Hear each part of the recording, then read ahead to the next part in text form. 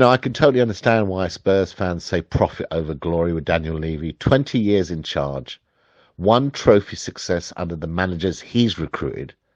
Actually, two trophy successes since he's been CEO, but George Graham was not recruited by Daniel Levy. Juan Ramos was the only last manager to win us a trophy, and he had probably one of the worst win to loss ratios, but was a great manager at Seville. It just seems any manager we get who's had success in another club comes to us and doesn't achieve anything. Think about it, it's the first time in Mourinho's club history that he's never won a trophy with a team. First time, bruv. Look at our net spend, not just over the last 10 years, look at over the last 20 years since he's been in charge. Look at the wage structure over the last 20 years compared to the top six clubs in the Premier League. Look how much we are one of the richest clubs in the world. We have two billionaire owners in Levy and ENIC group. Any other chairman that was running a football club like Tottenham would have been sacked years ago because of the lack of trophies, which is what you're based on. Look at the investment that's been put in and what type of investment at the wrong times when we needed it under Mauricio Pochettino for nearly 18 months. Not one player was brought. Come on, bro.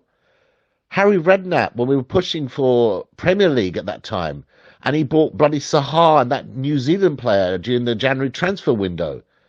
When we needed quality, that's when investment has to be put in. No risk it, no biscuit, man. Infrastructure, the ground, jobs at Tottenham, and all that stuff, I'm not knocking it. He's done a fantastic job there, brother. But he runs us like he used to run his property company.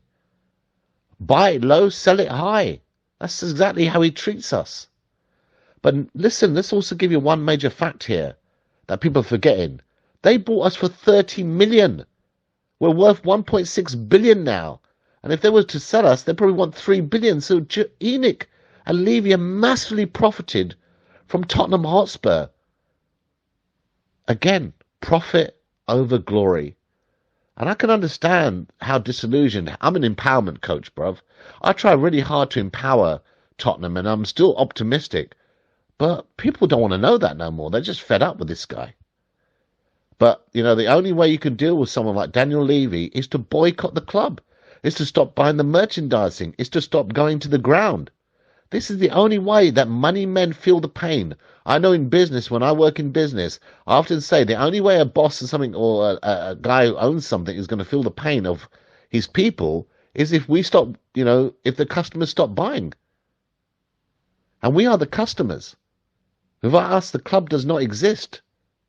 Profits don't work. So it's a sad times that we've had a chairman like him. Again, I'm not knocking what he's done on the infrastructure, but I'm definitely knocking what this has done in terms of the playing side of the field. And I can't believe that he went out and said, we're going to put out of our own pocket to pay for this ground. That guy's refinanced on refinancing on refinancing. So he's probably paying about £1.50 a month, that guy, on loans. So that just sums up Spurs, really. Anyway, bro, hope you're well. Sorry, one last thing. The biggest fear for me and Tottenham fans is now we've got the stadium, because he wanted to become like Arsenal, so we were the crowd and everything would generate the potential profits going forward, which might take another 2-3 more years, understandably because the pandemic has delayed us slightly. But can you guarantee from your heart that this guy and ENIC Group are actually going to put more investment back into us? Or they're going to just get more greedy and take the profits out for themselves and eventually probably end up selling us and thinking, damn, these guys have just leveraged and used this club for their own means. This is the problem. The optimistic person who says, in next 2-3 years, based on the fans and the merchandising, and now we've got this new stadium and everything else, that we're going to be able to generate massive amount for future transfers, because that was the objective. But we've been patient. Nobody can say Spurs fans are not patient. It's 20 plus years, bro.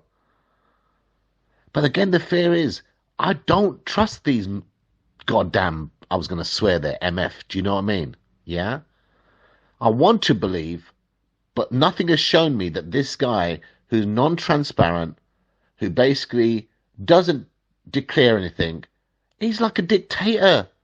He's like the Saddam Hussein, bruv. You know what I mean? Anyway, okay, that's my rant.